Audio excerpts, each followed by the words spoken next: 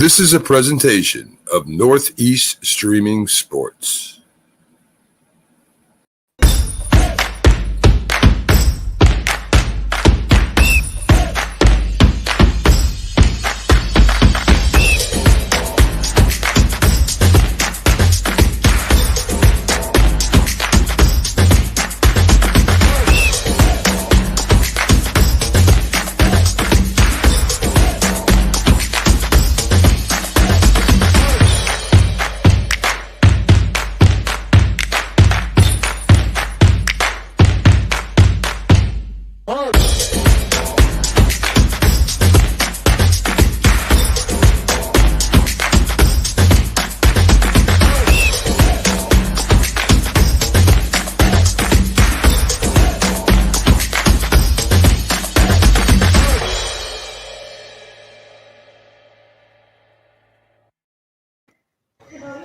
What's up, everybody? What's going on? What it do?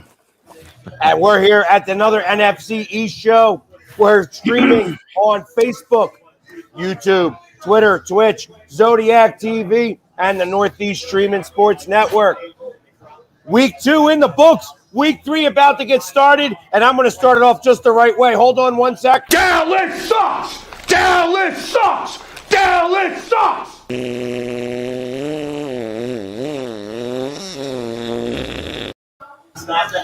You know, I had to throw that right on in there, right at the very beginning, let everybody know exactly how I felt, because it's Dallas week, baby. It's Dallas week. It is going to be Dallas's week, all right. I don't think so. I don't think so. For once, we agree on something. For once. I know that you're rooting for us. I know that you're rooting for us, the Giants fan down there, because you think that the Giants have a better chance of getting over the Eagles than they do the Cowboys. I'm rooting for Dallas to lose. However that happens, that's how it happens. I'm just going to leave it at that. As long as Dallas loses, it is what it is. So this week I got 3 against me. yeah. Well, who's the other one? Well, the Washington. Chris. Yeah. Okay. Yeah, just because I think he's going to show up here in a little bit. He's probably just running a little bit behind, trying to get the kids to bed and everything. So hopefully he can make it out here today. But I'm going to start off. I got to start off, and I want to hear your take, Sneaky, on Thursday night's game. It's going to bring back some memories. Okay. Lack of discipline. I mean, 11 penalties. I'm not going to talk about the non-offsides. I'm not going to talk about it, even though I just did. Daniel Jones. I mean, if you said Daniel Jones is trash and he has to go, you did not watch the game. You did not watch the game. Daniel Jones he had a great game. I'll say he had a great game. I'm gonna leave it alone. He did get NFC East quarterback of the week. Yes, he did. I think Garrett is now being exposed. Yes, True Blue, you've warned me about him, and you and many other Dallas Cowboy fans have warned me about Garrett and his lack of ability of these. Yeah, I mean, and you know what? And honestly, we got to get rid of the jet sweep. We got to get rid of the reverses. I don't understand why he was running Barkley in between the guards. He should have worked them on the outside in. I think he was holding back Daniel Jones at times. And of course, towards the end of the game, we were playing not to lose. And you know when that happens, what happens? You lose. So those are my quick, go-to thoughts as of Thursday. And I'm ready to go Sunday night, Sunday afternoon, ceremony with Eli getting his number retired and the Falcons coming to MetLife. Somebody got to win it. We're both 0-2. Somebody has to win that game. and I want them against us. Well, I do have to say that the Falcons are a little ripe for the picking, and they're going to be coming into New York, and your pride and joy is getting put in to the Ring of Honor. Yep, and he's getting his number retired. Yeah, he's going to get the whole number retired. Mm-hmm. Yeah. Got you. All right. So I mean that should be a big deal. Yep. So anything that'll help get you guys up. I mean, I got to imagine that last week was a really tough loss in a lot of ways. I don't mean to bring up old wounds, kind of, but I mean, realistically, I was watching that game and I felt like Washington was doing everything they can to try to give you the game, and you guys did everything you could to give it back. And my first question to you is that how much of that do you put on Judge? He's the head guy. I mean, he's the head coach. So I would be remiss to say not everything. I mean, I would not. I would be remiss to say put everything on him. I mean, that's something that he'll say himself.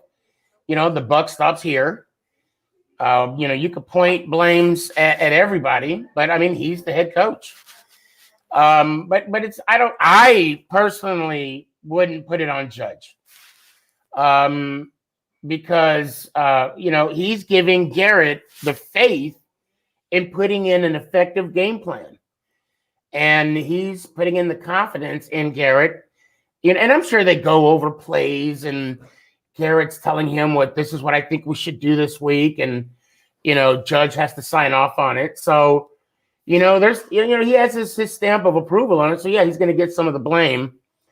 But for me, it's more on Garrett and not only Garrett, but Patrick Graham too. His defensive, play calling is also suspect. I don't know what happened to our defense that happened last year when we were better with less toys this year. I don't know what happened. We went from top 10 in points, top 12 in yardage to I think we're like top 20 now or something, 21 or something like that. It just I don't know. I don't know what is the deal. Honestly. And a question from Eddie. How concerned are you about regarding Saquon? Well, I love that they're keeping him on a low count. I know he was questionable this week. I didn't see him on the injury report from what I saw this week. So I think he's a go. I'm really not concerned. We're in game 3 now. I would like to see him to get about 15 to 18 carries minimum. He looked great on that long run, that 40-yard run last week. So, but I just don't like the fact that Garrett's calling up the middle plays. Let's work them on the outside gaps of the tackles to the inside. Kind of work them outside in. But yeah, I'm not really concerned. I'm not gonna say let them loose, but 15, 18, I think that'll work. And you got to have some concern for the defense. I mean, they did let up 31 points to Heineke, who, I understand. Like I said, I mean, I gave a hot take that Washington's going to be better off with Heineke than Fitzpatrick. Mm-hmm. And Fitzpatrick made me, all right, look like I was really smart because obviously he was gone right away. So, but Heineke isn't the end-all, be-all. You figure that he's going to win games that the defense is going to hold them to 21 points. And 21 points should be enough for that defense. Right. Where the Eagles letting up 17 points to San Francisco, that was a huge win. Big win on that part. The fact that we didn't win the game is, I'll get to that in a few minutes. But realistically, it's, like I said, they let up a lot of points to a really inexperienced quarterback who's got one playoff game, and that's it. Well, it's not only the points that it's a concern, it's the yards. The last two games, we've given up over 800 yards in total offense to the opposing team. And of course, yards equals points. Okay, that's kind of how football is. And for me, that is a big concern. I mean, 2 games and people almost breaking 1,000. That's unacceptable. And again, it doesn't speak to what we had last year. I'm still baffled at what's different this year from last year. But I hear you on your points of what you're talking about, the points and how look, we made Bridgewater look like a Pro Bowl quarterback, and we made Heineke look like a above average quarterback. And another thing too, we need to capitalize on opportunities and mistakes I'm going to throw this in there. The mistake that we didn't capitalize on was the interception. 3 points. We needed to get 7, not 3. And I think that series after the pick, Garrett showed me how conservative he was. And it's disappointing. It's extremely disappointing. Playing not to lose rather than to win. Right. I can understand that. So, like I said, I think that, Washington didn't play such a great game, that I thought that the game in total was really poorly done by both sides. That defense letting up so many points. It was like, who didn't want to win? All the way down to the end of the clock. Yeah. And you can say whatever you want. He lined up in the neutral zone.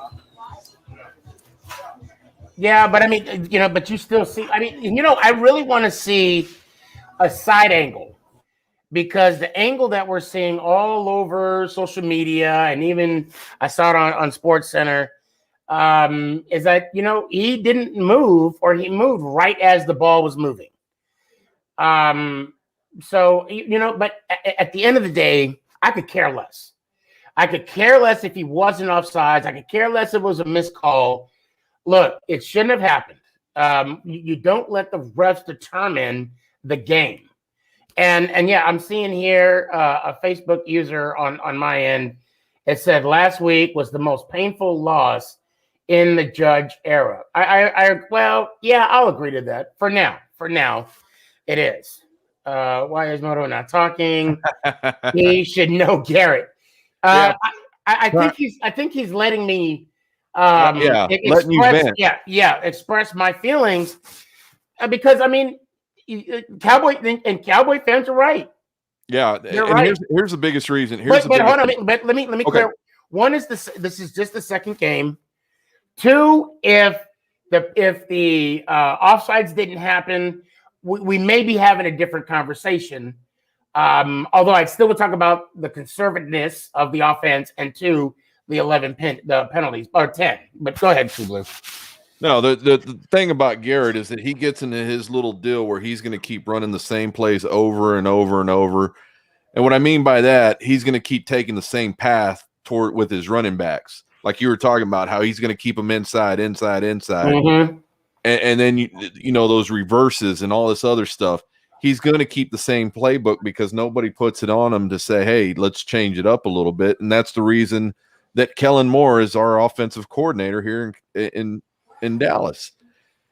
I think your coach, what you were speaking about earlier, your coach needs to rein him in. And if he's agreeing to the game plan, then, that coach needs to be double checked. Somebody needs to check up on him, because right. It's the same persona for the past 12 years with that guy. You're right. And again, I did say that, his thumbprint is on it, and he does bear some responsibility. If not all responsibility. But it's look, I don't know if you guys know this, but since 2011, 0-2, we have been 0-2 8 times. 8, and then we were, if I'm not mistaken, 5 straight in the last It's 5 5 years. straight, 8 out of the last 10. Just for everybody that's counting. And I shut up, Jamie. And then I still love you, man. And then all the I saw something from the boat picture. Shout out OJ, No Sports. He put up this beautiful piece, which I am going to tag him back, by the way. That since the boat picture, we're like 15 and 35. We have the worst record in the NFL. Yep. Since that boat picture. Yep, And that boat that's a great picture- meme right now. That's a great meme right now going around that NFC. boat picture, that boat picture, as a matter of fact, took place right before the Dallas Cowboys game. No, it was after. It was after we clinched the playoff spot. That was in Miami when they left. I think it was that Monday. Now, and okay, since I'm bringing that up, let me just say something about that game. That picture was taken before the playoff game against Green Bay. That's it. In the that's what you're talking about. Okay. Yeah. In the 2016 wild card game, we were in Green Bay. Yep. Now, I'm going to say this. I don't know if you guys remember this, but it was Beckham, Cruz, Sterling. They all went out on the field in Lambeau with no shirts on. Yep. Okay. Now, apparently they said they weren't cold, but I'll tell you what was cold. Beckham's hands, because he sure as hell dropped 3 passes. One, if not 2, could have been an easy touchdown. And and these football players, I know they talk about CTE, traumatic brain injury, whatnot, TBIs, but Rodgers remembered 2011 when Eli threw that Hail Mary right before the half. You know why I say that? What the hell did he do right before the half? He threw his own Hail Mary and got it. Yep. So yeah, then it's been a downward spiral after that playoff game. It's also kind of crazy that this morning on Good Morning Football that they brought, because Victor Cruz is on that show, filling in as one of the anchors, and they brought that up. Mm-hmm. And, he's being asked about it. And of course, he's just going to the, hear nothing, say nothing, see nothing attitude. Because a lot of Giants fans are still upset, which they should be. Well, let me back up. I'm not okay. When I saw the not picture, upset at that, but not upset right. at what they did, but how they carried themselves. Well, look. I will say this: I could care less what they do off the field, as long as they produce on the field. Because when it don't, it adds conversation like that. Exactly. Had we would have beat Green Bay, the boat picture would have even been a discussion. Infamy. Had we would have beaten Green Bay, just Green Bay. We wouldn't be talking about, or I wouldn't be talking about Beckham and Sterling and Cruz going out there with no shirts. It's cold. I don't care. It's cold in Lambeau. I've never been in Wisconsin. I've never been to Green Bay. I would love to be, I'd love to go to a game on Lambeau because it's history, right? But I don't have to be there to see how cold it is. I'm good. So it gets cold. But yes, some people were pissed off. Some people were upset about the whole boat picture. And then it just helped that we lost. And then it just helped of the performance of that week. But and is it and the thing is, and I'm sorry I'm talking so much. I am passing about my Giants. I don't what's going on, man? I don't need to be reminded about how poorly we have been in the last 5 years. Because in the last 5 years, we've had 2 GMs and 3 head coaches. Correct. You don't have a successful team with those stats. So, Your Honor, I rest my case. Well, I remember the Black Cat incident too, and since that, you guys have lost even more so. The black, I mean, that don't even. I have a more black my cat. thing. I have a black cat in the house. All cats matter. That's all I'm going to say. Well, I definitely, I knew I was going to get the box of tissues out for this. So I figured that you would be, upset. Hey, but So, I'm gonna have to give it to Sneaky though, as he posted, him driving, the sun did rise the next day. Yes, thank you. Yes, that is true.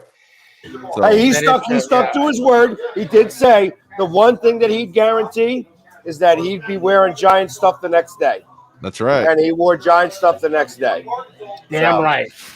Damn because right. I came on his show to talk to him for a minute. I figured There you go. he might be a little, need some consoling. I think I'm I hate to say it, I'm not used to it, but it's familiar territory. Let's just say that. Yeah, that's never a good feeling though. No, it's not. When No. 8 out of the last 10 years, you go, you start out 0-2. Yeah. So let me ask this question. At what point does Judge get on a hot seat? Oh, I think Judge is. He has to produce something this year, at least a winning record or a playoff berth. Granted, it's only 2 games into the season. Something has to be done, but it's going to be more difficult come the following year. I could actually see him be on for another 2 years, because let's just say in a scenario that Gettleman's fired, okay, which a lot of people believe that that's what's going to happen if we stay the course. Gettleman is going to be out of there. Now they're going to bring their own GM in, and we all know when a new GM comes in, he kind of wants his own guy. He doesn't want to be inherited anything. But the thing is, with if there's any changes, again, this is the second game of the season. Any changes done next season or in the off season, it's going to change the whole dynamic of the team, which I'm not used to being a part of since Dave Brown days. To be honest, I'm used to stability in the quarterback position. I'm used to stability in the coaching ranks. I'm used to stability in the GM ranks. This is unfamiliar territory for me. Now, maybe in the early 80s, before Phil Simms got there, people were used to the turnover, the turnaround of the team. I'm not used to this. I'm not. And I don't want to be in a situation where we're not patient. We're not going to let the team mature and grow. But at the same time, at what point do we just say, all right, now we got to move on? And I don't want it to be anytime soon, to be honest. But unfortunately, with the way the league is now, it might happen.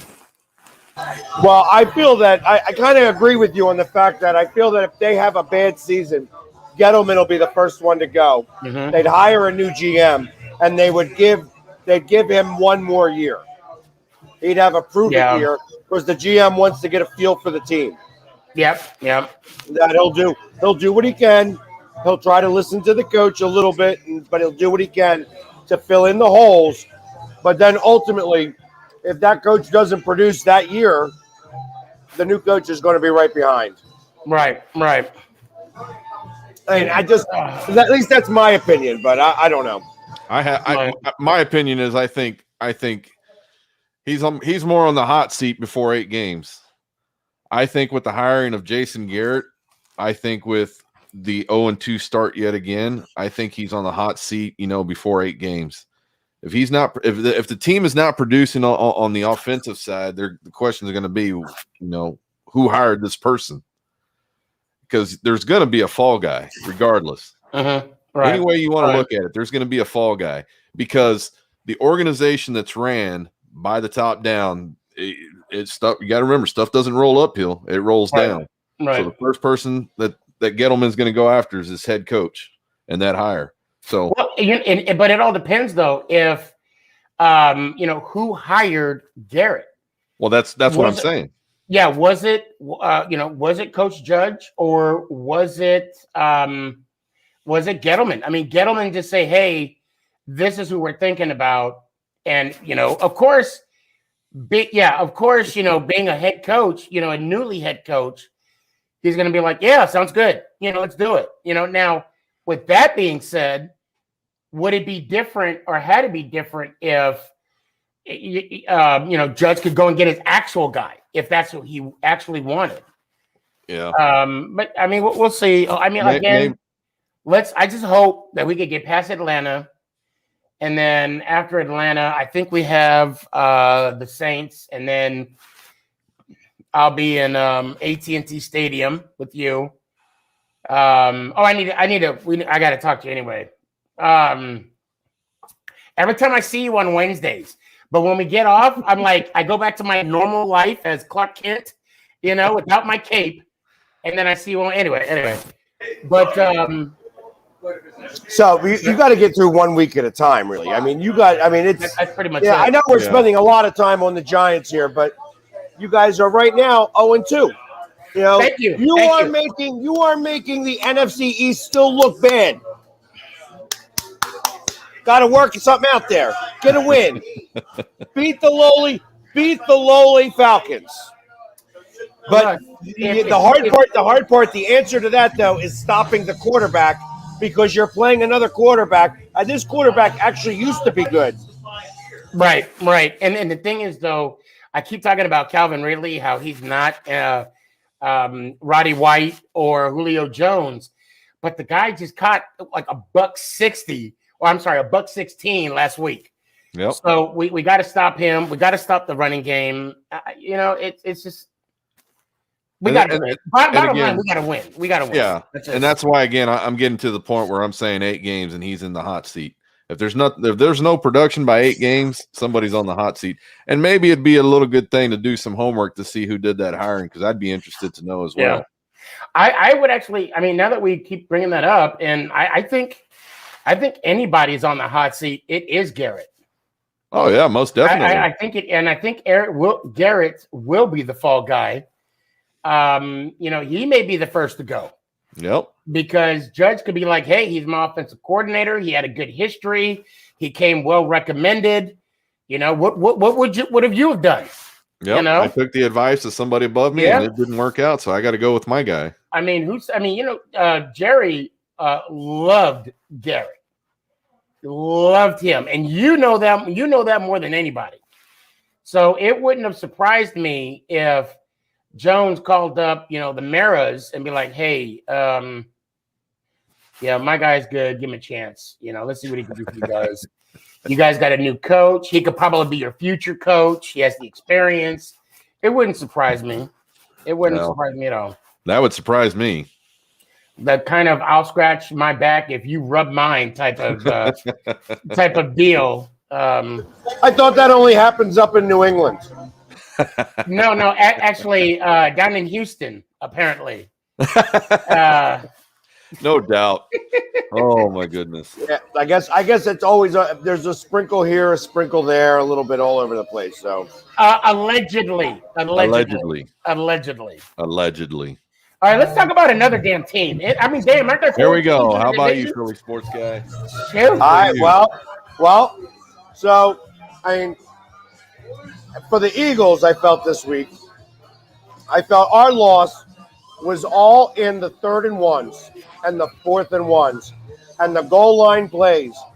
Like, obviously, any 3rd and 1 and 4th and 1 play is a big play in a game. And we lost every single one of those battles. Wow.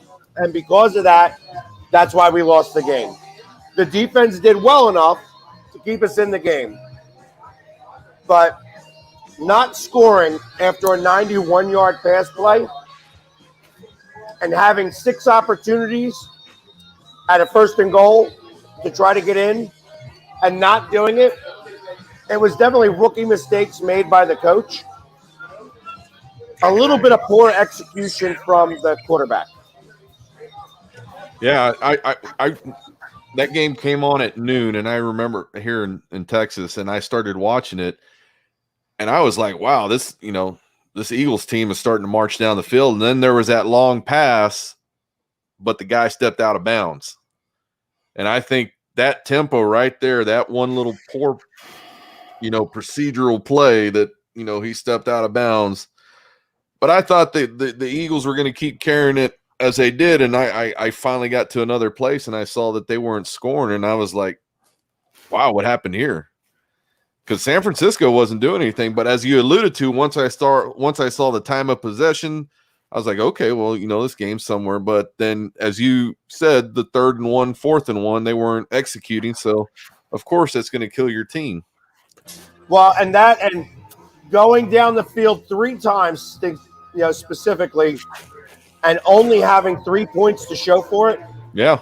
Obviously, like even if you got field goals, like they had a blocked field goal. Okay, that happens on occasion. You got that one. Yeah, you got that one.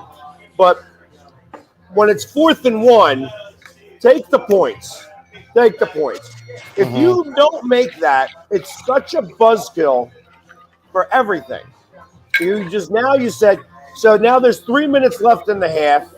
You're trying to put a dagger in, but now that dagger comes back and they got it twisted on you, and now they just drove up the field, and their biggest play of the game happened right before the half. He had Debo Samuel had a 40-yard pass play.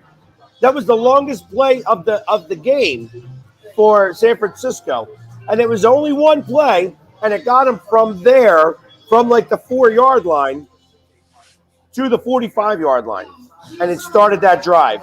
And twice they snuck it to get a first down, and then snuck it into the end zone. Yep. So, and then, like I said, even towards the end of the game, when you got a 3rd and 1 and you got to make the stop just so that you can get the ball back with the 2-minute warning looming, and they couldn't do it. I do want to just touch base real quick. One of my favorite stats, and to me, it depicts the game and the type of flow of the game. And you mentioned earlier, True Blue, time of possession. San Francisco had the ball for almost 35 minutes. And if I'm not mistaken, I think Philly had it for 25 and some change. Ultimately, I think it was it came out to just over 25 minutes. That in itself kind of gives a and it was a low scoring game. It was like 17-11, right? Kind of an odd score.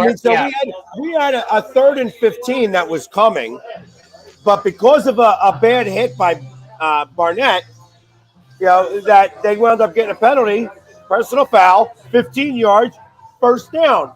Right. Now the 3 minutes, 2.5 to 3 minutes ran off the clock after that. And they didn't score nothing, but it was still enough to 3 minutes of time we couldn't give up. Right. Well, even a personal foul is an automatic first down, regardless. Right, that's what I'm saying. It would have been, had he not been a late hit, because that's what it was. It was a late hit, and he does it all the time. And like the absolute worst time of the possible game to do so, right. Barnett always does the same thing. It's like maybe after 5 years you'd learn, but no, he still does it in the worst time of the game, and then ultimately we wind up, not having the ball for another 3 minutes. Yeah. Think about another 3 minutes, what that could have did in that game. Right. Yeah. No, players don't realize what they're doing wrong. It didn't take till Eric Flowers until he got to the football team to realize, oh, maybe I shouldn't be offsides. That goes back to coaching. The coaches are the ones who should be picking up on that. That's their job. And again, that's why Eric Flowers is no longer with the New York Football Giants, because he just couldn't get his shit straight. There was some ridiculous penalties that was called on his behalf throughout his career. And he knew what he was. I think he knew he was wrong, and I know that he was regretful in some of the instances. But and speaking of penalties, how many of these penalties are ticky-tack penalties? I'm sorry. The one in Washington where Jones scored the touchdown and the receiver is pushing on the shoulder of the DB. He's blocking the man, and they called him for holding. If I'm not mistaken, holding is when the arm is literally over the neck. That wasn't the case. Past the shoulder, yeah. Well, yeah, and he was pushing him on the shoulder, blocking him, and he still got whoever I think it was it Romo? I don't know who was calling the game. He was like, I didn't see it. he even was even quoted saying, I didn't even Yeah, that was Joe Buck and Troy Aikman on Thursday night. Yeah. Yeah. I mean, even they were like, I don't even see the penalty. You know, I mean, do you guys or have you guys seen? Well, I mean, shit, True Blue, they called back what, 2 touchdowns? You know, the Chargers, I mean, they got 2 touchdowns called back. Their first one was a ticky-tack. I didn't see the second one. I didn't see the shift. But the first one I saw, I was like, really? Yeah, there was Really? that illegal shift on there. The tight end was coming in and never positioned himself before the snap of the ball. That was there. Yeah, you're right with the ticky-tack calls. The ones that are really starting to get to people is the personal fouls for taunting. Yes. Those are starting to become more and more part of the game than they should be. Yeah. They're becoming more prevalent, but the referees are taking it upon themselves to try and, there's not a consistent call anywhere.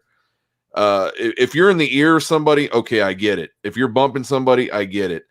But if you're celebrating and you're not over the player, you're off to the side, what are you doing there, ref? Yeah. That's something that needs to be.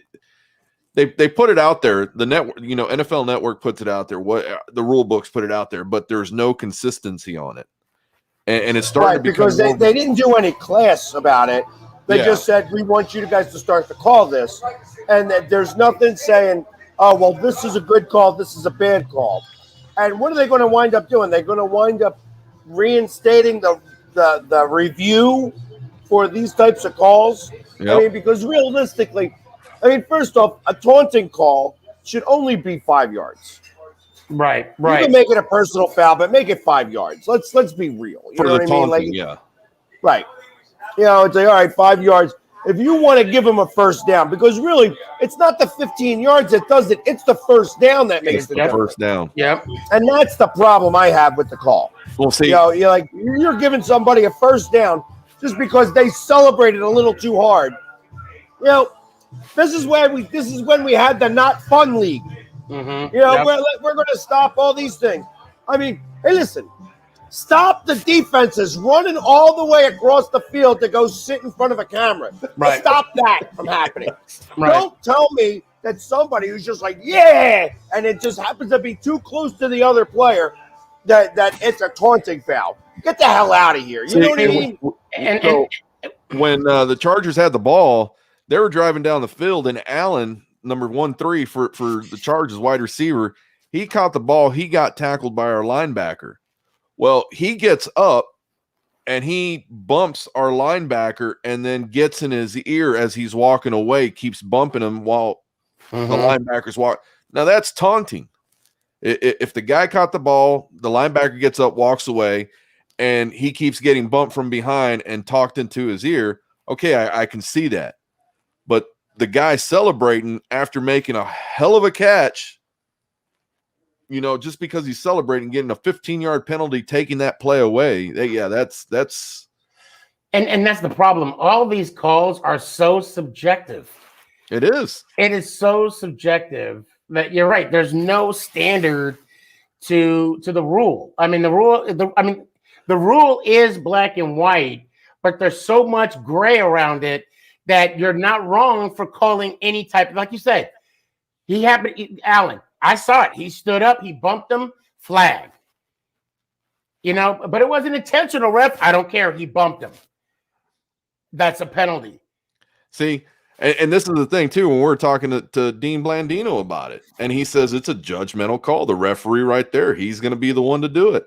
Yeah. Now, are they going to take it back after this year to see what they can do? I think they should be taking that up right now and having those conversations and saying, hey, we need to have a standard on what's going to be called a personal foul or taunting and a personal foul, because this is not consistent across the board. Right. And that's the biggest problem, when there's no consistency and it's supposedly the professional football league. Right. Well, I mean, and he even mentioned that there's no standard, or They were when he said that they had the 3 pre-games to practice this, and that's still not enough. That's not enough. But it never even went through in college. They don't really do this in college either. No, you're right. There's no precedent on what is and what isn't. So let's screw it up this year. Let's look at all the penalties that we wind up calling and figure it out for next year. The problem is that what's going to happen is that this is going to be a big call in the Super Bowl. Yep. And it's going to be ridiculous. Or in a championship game. It's going to be at a point where when they have made really difficult bad calls. Yep. Calls that the public itself feels that are a bad call. Betting agencies have given back the bets. And that's what it's going to come down to. When the referees start controlling the outcome to games by calling stupid penalties, that's when the NFL is going to have no choice but to jump in. Because ultimately, that's where you start running into way too many issues.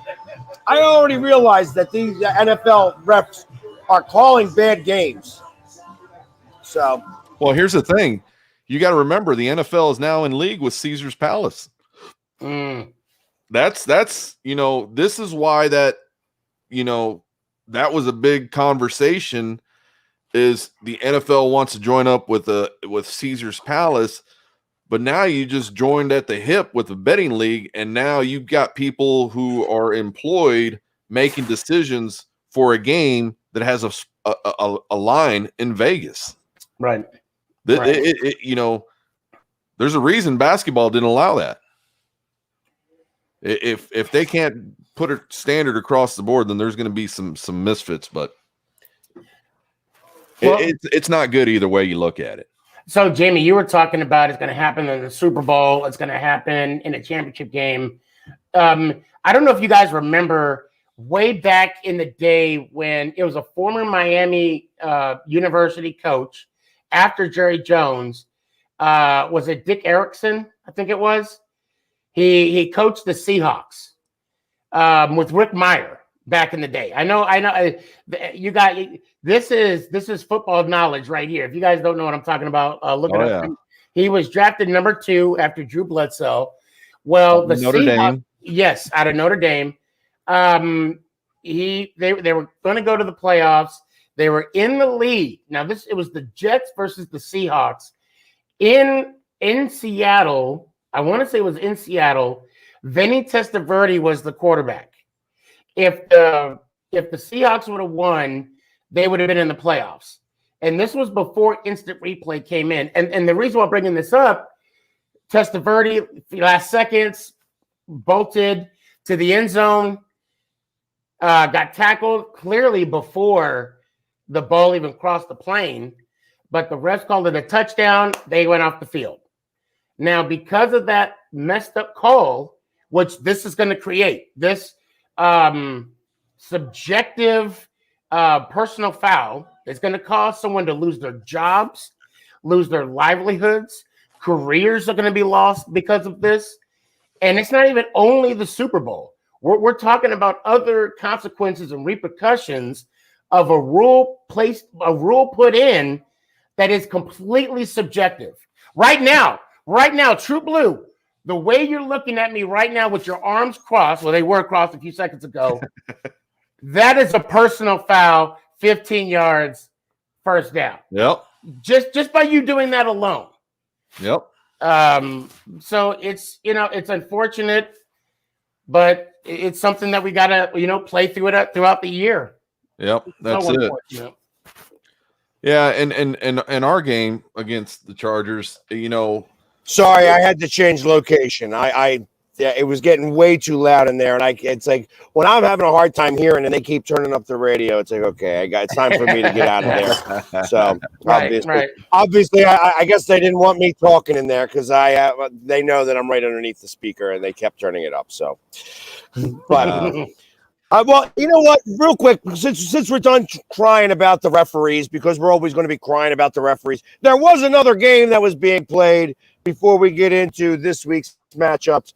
And You want to talk about that for a little bit there, True Blue, since you've been the quiet Yeah, one for the most so going back to the game, I'm gonna go take a shit. No, I'm kidding. Go ahead. that's where. So yeah, the Chargers. We came out firing on all cylinders. You know, we stopped them. We got the ball. We drove down the field. We got our touchdown. You know, our offense looked good. Our defense looks good. We have 6 takeaways in the first 2 weeks, which is really damn good. You know, seeing what my guys are doing in the backfield, my secondary.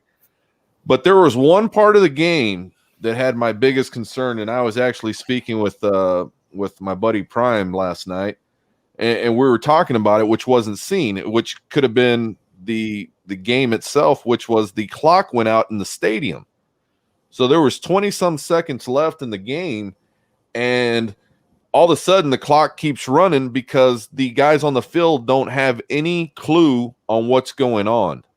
And the clock starts going down, and that's the reason that the timeout came at 4 seconds. And, of course, everyone starts hollering, and you've got the reporters on the sidelines and Monday quarterback saying, you know, this was the worst game management that anybody could have done with 20 seconds. You could have continued to go down the field, get closer to the goalpost, everything else. But when the whole time was that all the lights apparently went out in the whole stadium from as far as the game clock was concerned. So there, you know, the NFL should have that's another something that the officials should have took upon themselves to say, hey, let's call a timeout. We don't see any clocks. It's not right. I mean, we had a 56-yard field goal to win the game with 4 seconds left when we could have got another, hopefully, you know, with the timeouts that we had and everything else, we could have gained another 10, 15 yards. Now, I'm not saying that would have been the outcome, but the NFL official crew should have did something to not let that situation come to, you know, where it did. 20 seconds, you lose 16 seconds because nobody knows what's going on because there's no game clock. Now, right. Well, and nobody knew whether. I mean, and is that done?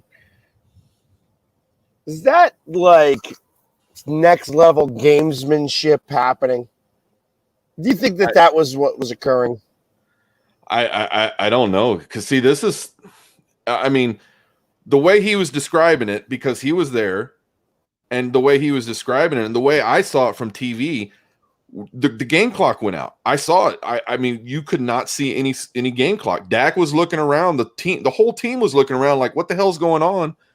And the clock is apparently still running because we see it on the screen, but you don't see it on the field at any point because all the screens were black. So the NFL officials from upstairs, from New York, somewhere, they're all in sync. There's somebody should have made that phone call saying, hey, we've got to stop this clock. It has to be a timeout. Whatever we have to do to get back on the line of scrimmage, whatever, we can continue that clock. But the clock didn't come back on until there was 4 seconds left in the game, and then that's when they decided to call timeout. So, again, the people there at SoFi Stadium, who knows? But the NFL officials, again, didn't do their job, so who knows? Right. I don't know. But you're in a brand new stadium. You have done everything to test the facilities out, the systems out, the clocks out, and this happens at the end of the game with a tie game, almost going into overtime with a drive, and it just doesn't. And that's what makes me wonder if it was a certain type of gamesmanship. Yeah, it didn't sit right with me when it happened, and when I was hearing it from him last night, it really bothered me because then you start getting those thoughts in your head. Is it the stadium or the employees or whomever taking it upon themselves? Because again, you're dealing with Las Vegas. You're at the hip with Caesar's Palace. And I'm just throwing it out there, but you should have. It's not cool. It's not cool at all. No. And it's funny because you're talking about 16 seconds worth of time, where it could have easily been 20 seconds, and then they say, okay, game's over. You know, because you guys didn't know enough about it. And now you're sitting with one timeout left. Like, at some point, somebody would have had to step in there. You know what I mean? Exactly. Like, hold on. They had 20 seconds left. they're all looking around trying to figure out what's going on, and then there's no clock, no time. Like at the moment that the clocks went out, I would have said to the ref, "What is this? What's going on? Time out. Time out." Well, see, that was the thing, was that we had the limited number of timeouts. The McCarthy was, I mean, I saw him on the sideline running up and down trying to get some kind of answer. Dak's looking everywhere. The team's looking everywhere. Like, what's going on? And nobody could answer. So yeah, again, it's the gamesmanship. Who did what, when, where, why, and why did it happen at this certain time? And again, you had all the Monday morning quarterbacks blaming the coach, blaming everybody on the Dallas Cowboys. But it was the stadium itself that the clocks went out. So yeah, but you wouldn't know that if you were watching on TV. Yeah, for the most part. Exactly, for the most part. Yeah, that's why I go back and I watch them and I look at them and I start saying, what the hell is going on? But I'm glad the Cowboys won. We got you this week, and it's going to be a fun weekend. Oh, yes, it is. And for everybody that doesn't know anything that we've been talking about over the last few weeks, let me go ahead and put my thing up. We're going to be down in Dallas. All of us. In fact, the three of us that you're going to see right here, three of us are going to be doing it live on Sunday night over at Texas Live. Not only that, we got Jim Jeffcoat coming. I'm working on getting a Philadelphia Eagle there. We're going to have, what's his name from Truce? I'm sorry. The Clary OG. Clary OG. Yeah. Mm-hmm. Clary OG coming from Truce. He's another Cowboys fan. Don't worry, I'm enough. I can take care of all the Cowboy fans that they can bring in. That's all right. I'm going to have Jim Jeffcoat. I'm going to have Truce. The guys from Truce. I'm going to have True Blue. And don't worry, I've got enough of an ego and enough of a mouth. I can cover all of you guys. So, but it's going to be a lot of fun. It's going to be a meet and greet beforehand over at Texas Live. And then also, like I said, doing a show or a round table, depending on how much space they kind of give us and then whether everybody can hear us or not, because it's kind of a limited type of situation. But we're excited to be down there. I'm excited to see you guys. It's been a year since I've seen you, since I've seen you both, because I saw you one day after the other. So literally since the last time I saw you, I got done being upset with the game, and then I went to go eat my food away, and I had to put on a Sneaky G shirt. So and True Blue, trust me, he did eat his feelings. He ate every single one of his feelings. Wait. Now, so Philly, you're not gonna are you gonna have some sort of transportation when you come down here? Yeah, Uber. Oh, okay. So you're coming down on the 25th, right? I am coming down on the 25th. I know that the Sunday morning for any Eagles fans that are going to be in Dallas, they can reach out to me, and we're going to be taking a tour of AT&T Stadium. So at 11 o'clock in the morning. So if you ain't got nothing to do, tickets are $40. Love to have you come join us. I'm definitely going to go take a poop on the Star. I'm going to do the juju. Your guy's obsession. I'm going to go do. So when are you going to be in? Well, I'll take. We'll talk offline. We'll talk offline because I got to get you to come down to Sullivan's Barbecue. And Saturday night would be a perfect night for that. I know you got an Uber. Shoot, I might even pay for your Uber. At least there. You might have to pay your way back because it's going to be worth it if you can get away to have some of this barbecue. It's cheaper and it's very comparable, if not better, to Hard Eats.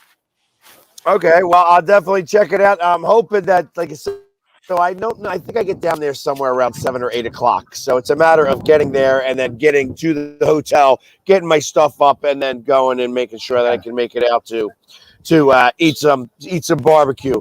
I'm an eater. I'm an eater. Is it 7 in the evening? Yes. Okay. All right. We'll play it by ear then. We'll play it by ear. But but definitely you all want to catch up with us over at Texas Live.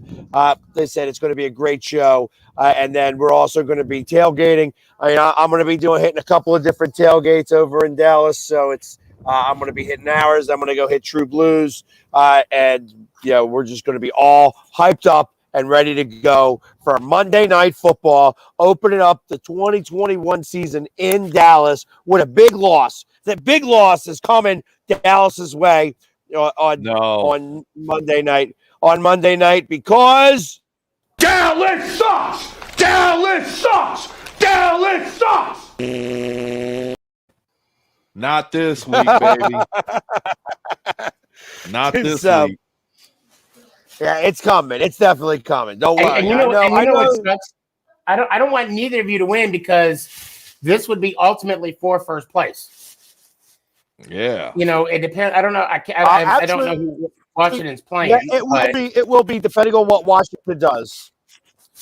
Because I'm not sure. You know what? I'll check you. I'll tell you right now who Washington is playing.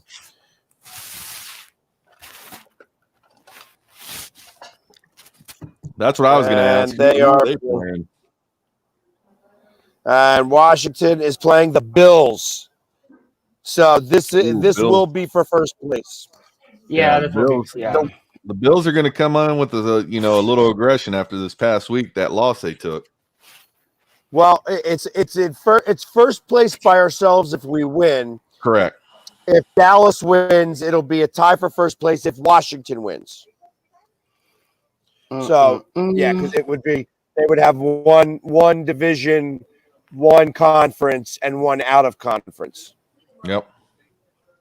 So hopefully, if you guys could beat a team this year, you guys would only be a game and a half out or 2 games out. It's only week 3. Only week 3. So Buffalo lost last week? Oh yeah. Oh, that's right. They won last week. They beat Buffalo, crushed Miami. Oh yeah, 35-0. That's right. And Tui's out now. Oh, so before we shut it down, I just want to throw something out there real quick because I saw a picture of it. Oh, I saw this and I took a picture of it. And I kind of want your guys' thoughts. Now, I only did quarterbacks. All right. I only did quarterbacks, but it's the semifinals, the modern era nominees for the Pro Football Hall of Fame class of 22. Now, this is just the semifinals of the quarterbacks. Randall Cunningham, Jake Delhomme, Boomer Esiason, Jeff Garcia, Dave Craig, Donovan McNabb, and the late, great Steve Air McNair. Your thoughts? Ooh. I'm shocked. I'm shocked Jake Delhomme is on here. I'm going to be honest. Jake Delhomme's got the stats, plus he's been to the Super Bowl. I think he does not have the stats. Jake Delhomme does not. No, he does. He does. Right, I agree. I don't think he's got the stats either. No. Oh, you'd be surprised the yards he was throwing back then. I mean, you got to remember he had Steve Smith as one of his receivers. He's only thrown not even 21,000 yards. Man, that's a lot. I mean, I throw 0. Okay, yes, I'll acknowledge I've thrown 0. Yeah, you got to remember he was playing in a time that wasn't, quarterback oriented as it is now. Hell, you heard what Kurt Warner told Tom Brady. He was playing 90. What he told Tom Brady? Yeah, Kurt Warner, what he told Tom Brady, he goes, "If I was still in the league, I could play till 52." Because there is you can't. I didn't hear that's what he said. I heard he said something different. Hold on. Don't do it. I said Kurt Warner, not Tom Brady. I wish he would. No, man. I think this week's games are going to be fun. I'm gonna take the Giants over Atlanta, and I'm definitely taking the Cowboys over the Eagles. I got that the other way around. Actually, I think it's going to be a shootout. I think it's going to be a really high-scoring game, and I think it's going to be like 35-31. I just don't know who's going to have the 35. It's going to be tighter than we think, and I think that both defenses are going to give up some yardage and some points.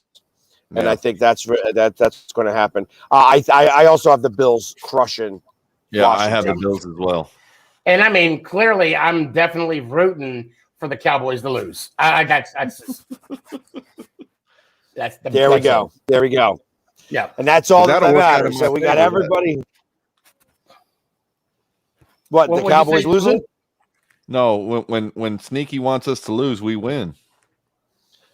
Not all the time. that was Not all the time. that was because he wanted you to lose that last game last year against Dallas, and you guys did. You guys got spanked. So, but all right, the spankings will continue. The spankings will continue this Monday night. But in the meantime, guys, hey, listen, thank you everybody for sticking with us again for another Wednesday. And next Wednesday, you better believe we're going to have a lot to talk about, because after we whip up on Dallas, I'm going to have a lot to say. I'm going to have a lot to say about how everything happens. So And we'll I'll be- just stay with the same. We'll be old starting a winning streak. Watch. We'll be starting a winning streak. every winning streak starts with one. That's right. Yes. So hopefully I won't have to bring the tissues for Sneaky. And with any luck, we'll have a Washington guy. But in the meantime, everybody have a great week. Enjoy football and go Birds!